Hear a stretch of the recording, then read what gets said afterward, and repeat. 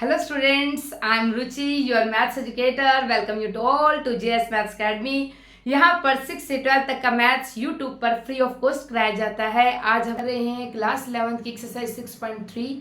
इसका question 1 to 6 हम last video में कर चुके हैं, आप वहाँ पर जाके देख सकते हैं। आज इस वीडियो में हम 7 to 11 क्वेश्चंस करेंगे। स्टार्ट करते हैं। 7 का फर्स्ट पार्ट में देखो 5PR, देखो वही परमुटेशन का फॉर्मूला लगाएंगे। क्या था हमारे पास? NPR था। NPR को हम क्या लिख सकते हैं? n factorial upon n minus r factorial. Clear? यहाँ पर आ जाएगा 5 factorial upon 5 minus r factorial. Clear?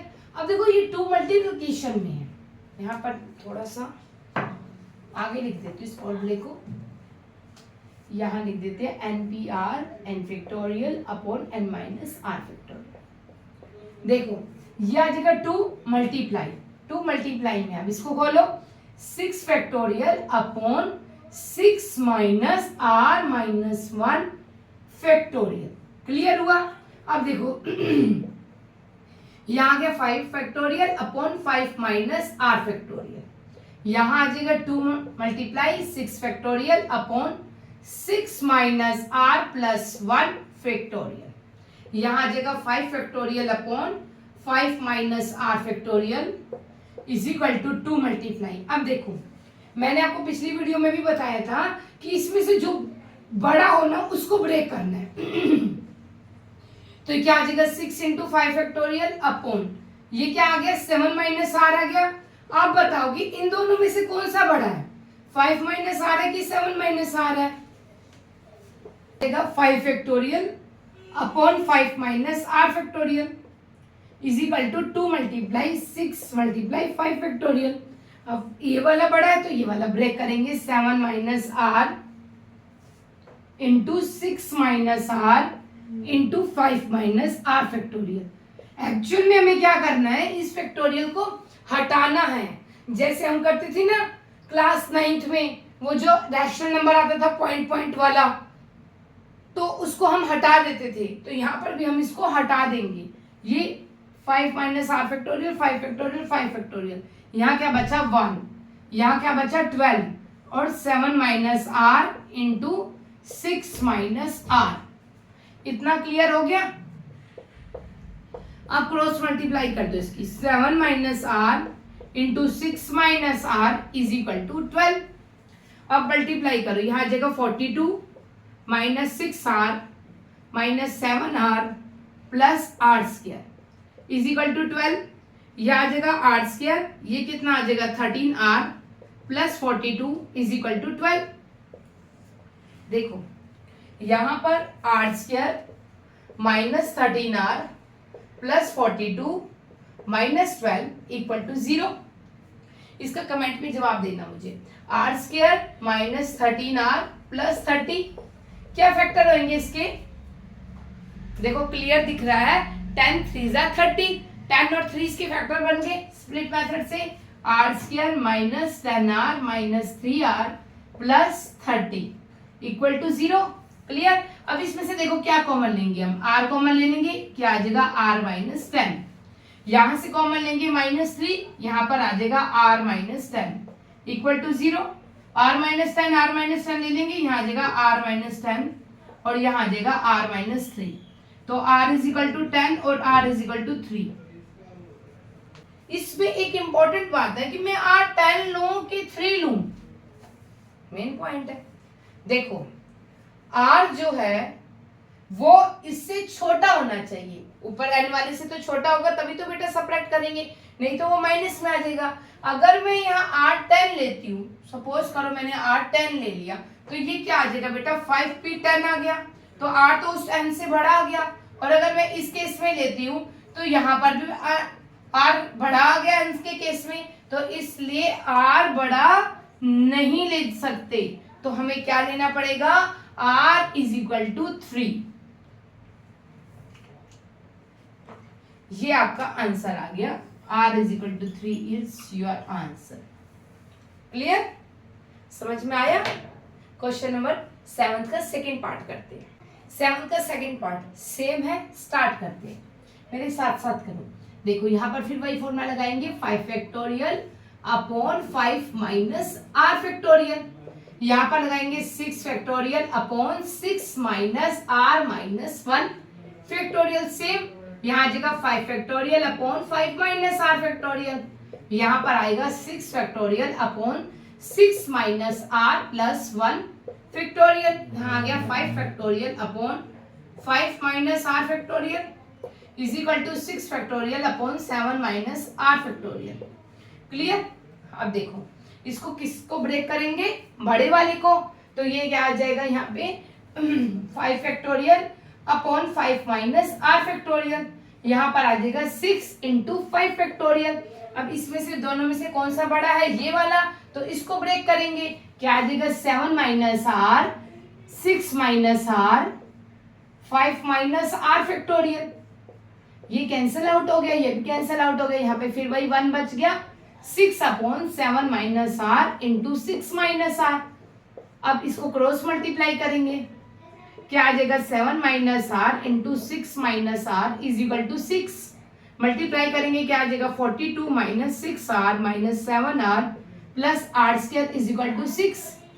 अब इसको सॉल्व करेंगे, आर स्क्वायर माइनस क्या आ जाएगा 13 आर 42 प्लस 42 था ना, प्लस का ये माइनस का 6 आ जाएगा, तो आर स्क्वायर माइनस 13 आर और यहाँ आ जाएगा 36। इसके फैक्टर क्लियर दिख रहे हैं, 9 4 जा 36, 9 और 4 को ऐड करेंगे तो 13 आएगा। क्लियर हुआ? R square minus 9r minus 4r plus 36 equal to 0। तो यहाँ से कॉमन लेंगे r minus 9 minus 4 r minus 9, यहाँ पर क्या आ जाएगा r माइनस 4 और r माइनस 9। क्लियर हुआ? अब देखो यहाँ पे r की वैल्यू क्या आ गई हमारे पास 4 और यहाँ पर r की वैल्यू क्या आ गई हमारे पास 9। अब आप बताओ कि 9 लेंगे कि 4 लेंगे। अभी मैंने पहले पार्ट में भी बताया था, क्या था कि 9r जो है वो n से छोटा होना चाहिए, 5p9 पॉसिबल ही नहीं है, 6p9 पॉसिबल नहीं है, तो इसलिए ये पॉसिबल नहीं है। क्यों?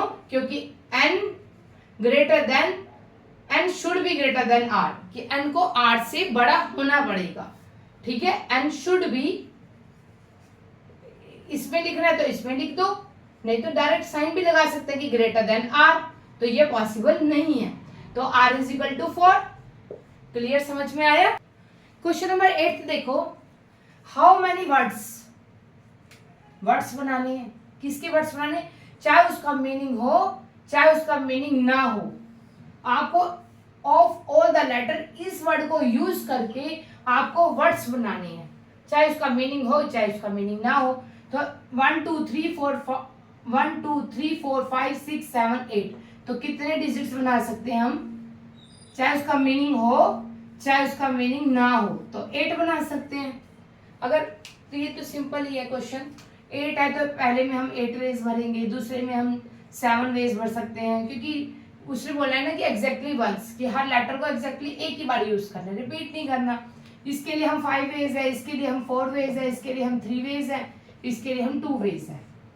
तो क्या आ जाएगा 8 multiply 7 multiply 6 multiply 5 multiply 4 multiply 3 multiply 2, इसको मल्टीप्लाई करो, 6 5 जा 30, 4 जा 120, 3 जा 120, 40320। मैंने इसकी एक शॉर्ट ट्रिक्स बताई थी, एक्सरसाइज 6.1 में भी बताई थी, एक बार 6.2 में भी बताई है, तो वहां से देख लेना, आप डायरेक्ट कर सकते हैं, आपको इसको मल्टीप्लिकेशन करने की इतनी नीड नहीं पड़ेगी। 40320 इसका आंसर आ गया। अगर मैं इसको परमुटेशन मेथड से करूं तो क्या आ जाएगा 8p2 8p8। अब सेम इसको मैं परमुटेशन मेथड से करूं तो क्या आ जाएगा 8p8, क्या आ जाएगा 8 फैक्टोरियल अपॉन 8 माइनस 8 फैक्टोरियल, तो 8 फैक्टोरियल, यहाँ पर क्या आ जाएगा आंसर, 0 फैक्टोरियल की वैल्यू जो होती है वो हमेशा 1 होती है, यहाँ पे लिख दो, तो यहाँ गया 0 फैक्टोरियल, 8 मीन्स इसकी वैल्यू क्या आ गई 1, तो 8 multiply 7 multiply 6 multiply 5 multiply 4 multiply 3 multiply 2 multiply 1, इसको मल्टीप्लाई करेंगे तो क्या आ जाएगा 40320। क्लियर? समझ में आया? नेक्स्ट क्वेश्चन करते हैं। देखो क्वेश्चन नंबर 9 देखो, हाउ मेनी वर्ड्स, कि हम इसमें कितने वर्ड्स बना सकते हैं, चाहे उसका मीनिंग हो चाहे उसका मीनिंग ना हो, can be made from the letter of the word Monday. Monday से बनाने बेटा, और हमें बताना कि इसमें उसने बता रहे थे कि कोई भी लेटर रिपीट नहीं है।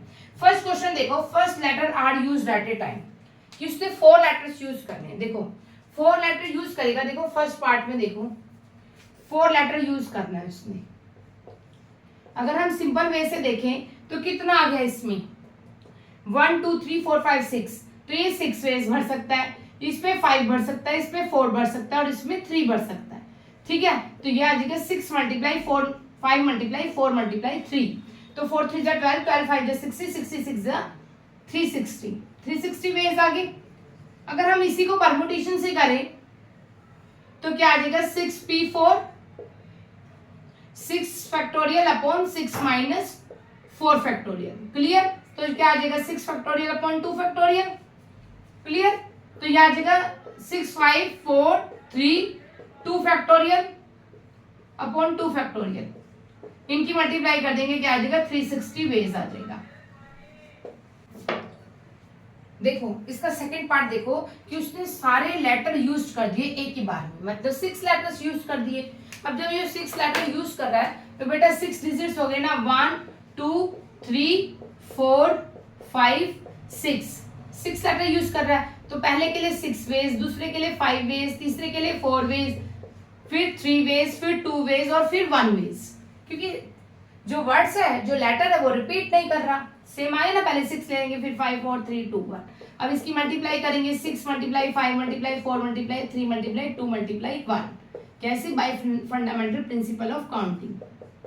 क्लियर, मल्टीप्लाई करो, 30 34 जा 120, 120 3 जा 360, 360 2 जा 720, तो इसका आ गया 720 बेस आ गया। अगर मैं इसको परमुटेशन से करूं तो सेम करेंगे, 6 p 6, यहाँ आ जाएगा 6 फैक्टोरियल अपॉन 6 माइनस 6 फैक्टोरियल, क्या आ जाएगा 6 फैक्टोरियल अपॉन 0 फैक्टोरियल। 0 फैक्टोरियल की वैल्यू क्या होती है हमारे पास 1, तो ये आ जाएगा 6 into 5 into 4 into 3 into 2 into 1, multiply करेंगे तो क्या आ जाएगा 720 वेज। क्लियर हुआ आपको सेकंड पार्ट, बिल्कुल इजी था ये। अब थर्ड पार्ट करते हैं। थर्ड पार्ट में देखो man, all letter are used but, पहला लेटर क्या है उसका, वोवल है, तो पहला लेटर उसका बेटा वोवल होना चाहिए और सारे लेटर यूज होने चाहिए। अब देखो ध्यान से, वो तो इजी था। देखो पहला लेटर वोवल है, वोवल कितने हमारे यहाँ पे, एक ओ है और एक ए है, मतलब इसके लिए हमारे पास 2 वेज है। ठीक है, क्लियर, तो 6 में से 2 वेज तो यहाँ पे आ गई। अब उसके लिए कितने बचे, 1 2 3 4 5, तो यहाँ पर वो 5 डिजिट में से कुछ भी भर सकता है, 5 नंबर में से, यहाँ पे 4 में से भर सकता है, यहाँ पे 3 में से भर सकता है, यहाँ पे 2 में से और यहाँ पे 1 में से। क्लियर, क्योंकि 6 में से एक तो भर चुका है, तो बाकी तो उसके पास 5 ही बचे ना बेटा। फिर 5 में से मान लो एन फिल कर लिया, तो फिर 4 बचे, 4 में से डी फिल कर लिया, तो फिर 3 बचे, 3 में से मान लो एम फिल कर लिया, तो फिर 2 बचे, फिर वाई फिल कर लिया, फिर 1 बचा। क्लियर हुआ। अब इनकी मल्टीप्लाई करेंगे तो 2 multiply 5 multiply 4 multiply 3 multiply 2 multiply 1। Clear, अब मल्टीप्लाई करो, 5 4 जा 20, 23 जा 60, 62 जा 120, 122 जा 240। अगर मैं इसको परमुटेशन से करूं तो क्या होगा, इसके लिए कितने वेज बचे बेटा, 2 वेज हैं और भरना कितना बॉक्स है, एक बॉक्स भरना है, तो 2p1।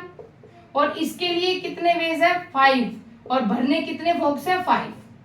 क्लियर, तो 2 मल्टीप्लाई 2 अपॉन 2 माइनस 1 फैक्टोरियल, कितना आ जाएगा यहाँ पे 2 फैक्टोरियल अपॉन 1 फैक्टोरियल। यहाँ पे देखो 5 फैक्टोरियल अपॉन 5 माइनस 5 फैक्टोरियल, कितना आ जाएगा 5 फैक्टोरियल अपॉन 0 फैक्टोरियल। 0 फैक्टोरियल की वैल्यू 1, यहाँ पर आ गया 2 फैक्टोरियल, सॉरी इक्वल नहीं है, यहाँ पे मल्टीप्लाई है बेटा, तो यहाँ पे आ गया 2 factorial multiply 5 into 4 into 3 into 2 into 1, 5 4 जा 20, 23 जा 60, 62 जा 120, 122 जा 240, तो 240 वेज आ गया। क्लियर, समझ में आया, कोई डाउट तो नहीं है इस क्वेश्चन में। क्वेश्चन 10 करते हैं। क्वेश्चन नंबर 10 देखो, in how many of the distinct permutation. Okay, यहाँ तो क्लियर हो गया, हमें परम्यूटेशन फाइंड आउट करना है। किसका ये नंबर है? Mississippi P. देखो इस नंबर में, देखो ये नंबर में कितने लेटर्स हैं? 1 2 3 4 5 6 7 8 9 10 11। क्लियर?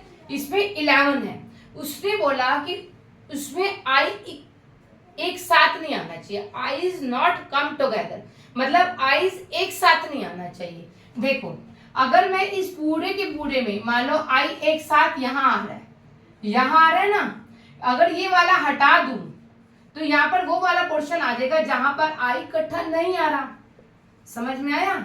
इसमें वो वाला पोर्शन आ जाएगा जब आई नॉट कम टुगेदर, मतलब आई एक साथ नहीं आ रहा। जिसमें कैसे करना है, इसमें हम वैसे देखो, इसमें हम निकालेंगे, इंपॉर्टेंट क्वेश्चन है, एग्जाम में आ जाता है, मोस्ट इंपॉर्टेंट क्वेश्चन है। इसमें पहले तो हम पूरे टोटल का निकाल लेंगे। क्लियर? पूरे टोटल का निकाल के उसमें से आई जो एक साथ आ रहा है उसको सब्ट्रैक्ट कर देंगे, तो इसका मतलब वो वाला पोर्शन निकल जाएगा जिसमें आई एक साथ नहीं आ रहा। क्लियर हुआ? अब देखो कैसे, सीधा डायरेक्ट परम्यूटेशन से करेंगे क्योंकि डिस्टिंक्ट परम्यूटेशन है। 1 2 3 4 5 6 7 8 9 10 11, तो 11 फैक्टोरियल आ गया। स्टार्टिंग में मैंने आपको फॉर्मूला बताया था कि जो रिपीट आ रहे हैं वो नीचे लिख देने हैं। कितने रिपीट हो रहे हैं? आई रिपीट हो रहा है 1 2 3 4, तो 4 फैक्टोरियल नीचे आ जाएगा। और क्या रिपीट हो रहा है इसमें? एस भी रिपीट हो रहा है बेटा, तो एस भी 2 टाइम्स आ जाएगा। एस 4 टाइम्स आ रहा है, 1 2 3 4, तो 4 फैक्टोरियल आ गया। पी आपको 2 टाइम्स आ रहा है, तो ये भी 2 फैक्टोरियल आ गया। क्लियर? अब इसके अंदर जो आई एक साथ आ रहे हैं उसको हम सब्ट्रैक्ट कर देंगे, तो क्लियर हो गया कि आई एक साथ नहीं आने वाले आंसर निकल जाएगा। देखो आई को अब एक साथ ले लूं तो ये आ जाएगा M S S S S P P, तो यहाँ पे आई आई आई आई एक साथ आ गया। देखो ये तो एक डिजिट हो गया, ये तो आपका एक डिजिट हो गया। अब देखो यहाँ पे क्या बचा? 1 2 3 4 5 6 7, ये 7 डिजिट हो गए। तो ये टोटल डिजिट्स कितने हुए? 8 डिजिट, तो यहाँ पे आ गया 8 फैक्टोरियल। आई तो एक साथ था तो वो एक डिजिट काउंट हुआ, तो वो तो नहीं लिखेंगे, रिपीट नहीं है वो, तो एस रिपीटेड है और पी रिपीटेड है। क्लियर?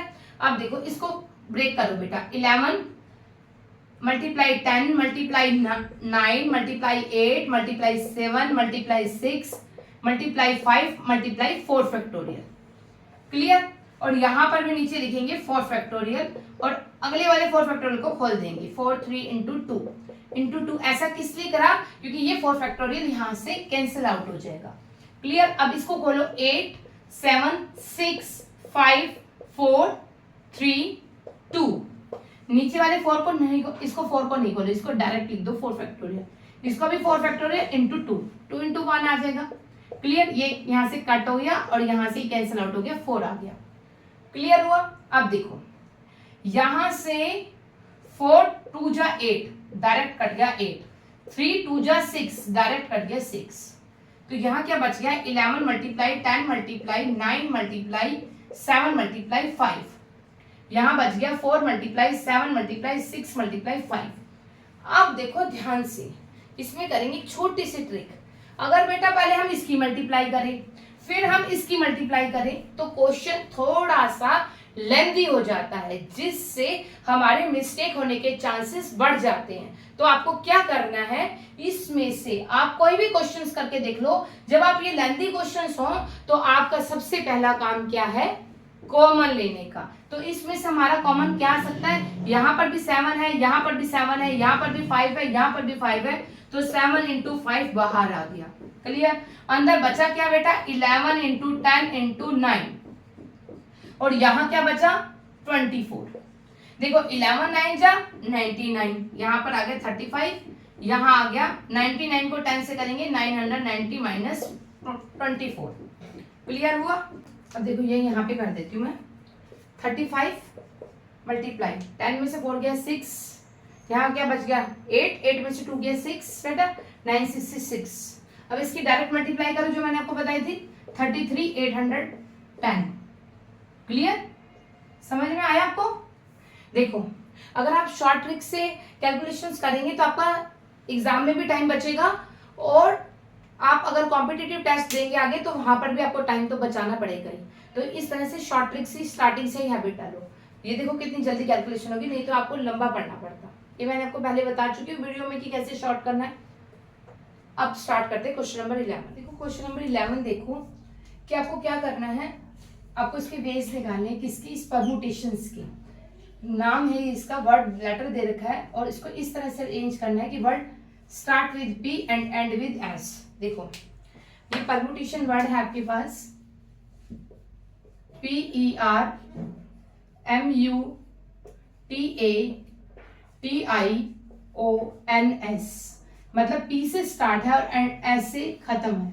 तो ये वर्ड्स तो लेना ही नहीं, तो बीच में कितने वर्ड्स आगे बेटा, 1 2 3 4 5 6 7 8 9 10 फैक्टोरियल। अब रिपीट देखो कोई है, ये नहीं है, ये नहीं है बेटा, टी रिपीट है, देखो टी रिपीट है, 2 फैक्टोरियल रख लो। अब इसको खोल दो, 10 मल्टीप्लाई 9 मल्टीप्लाई 8 मल्टीप्लाई 7 6 5 4 3 2 अपॉन 2। जैसे मैंने आपको बताया था 10 से मल्टीप्लाई करेंगे, 10 8 80, 7 56, ये 6 5 34, ये इसका आ जाएगा 18 14 400 वेज। क्लियर, समझ में आया? इसकी मेन कैलकुलेशन है, उसका शॉर्ट ट्रिक्स मैंने बताई थी, वही कर लेना। समझ में आया? अब सेकंड पार्ट करते हैं। देखो इस क्वेश्चन में क्या है, वोवल्स को इकट्ठा करना है। कौन कौन सी वोवल्स है बेटा, एक ई है, एक यू है, एक ए ओ है, ओ है, ये सारे ही आ गए, ए आई ओ यू। इस वोवल्स को इकट्ठा करना है, ठीक है। इसका एक हो गया, बाकी क्या बच गया, देखो पी बच गया, आर बच गया, एम बच गया, टी बच गया, फिर टी बच गया, आई बच गया, एन बच गया, 7 बच गए। अब देखो ये 7 हो गए और ये 5 हो गए, तो ये टोटल डिजिट्स कितने बने, 8। ये तो एक डिजिट काउंट होगा, 8 फैक्टोरियल अपॉन 2 फैक्टोरियल। अब ये कितने हैं, 5, इसके लिए पूरे 5 वेज हो जाएंगे, तो ये आ जाएगा 5 फैक्टोरियल। तो 5 into 4 into 3 into 2 into 1 into 8 into 7 into 6 into 5 into 4 3 2 upon 2, cancel out हो गया। करो इसकी कैलकुलेशन, जीरो ढूंढो कहाँ से जीरो बनेगी, इसकी मल्टीप्लाई करके आएगा 24 19 200 वेज। क्लियर, समझ में आ गया? अब थर्ड क्वेश्चन देखो, ये इंपॉर्टेंट पार्ट है। नंबर क्या है बेटा, PERMUTATION, ये नंबर है। अब उसने कहा कि इनके P और S के बीच में ना परम्यूटेशंस, यस, इस P और S के बीच में 4 लेटर्स होने चाहिए बस। मान लो यहाँ है, तो देखो अगर यहाँ P 1 पे है तो S को कितने नंबर पे होना पड़ेगा, 1 2 3 4 5 6। अगर P 1 पर है तो S किस पे होगा, 6 पे। अगर P 2 पे है तो S किस पे होगा, 7 पे। अगर P 3 पे है तो S किस पे होगा, 8 पे।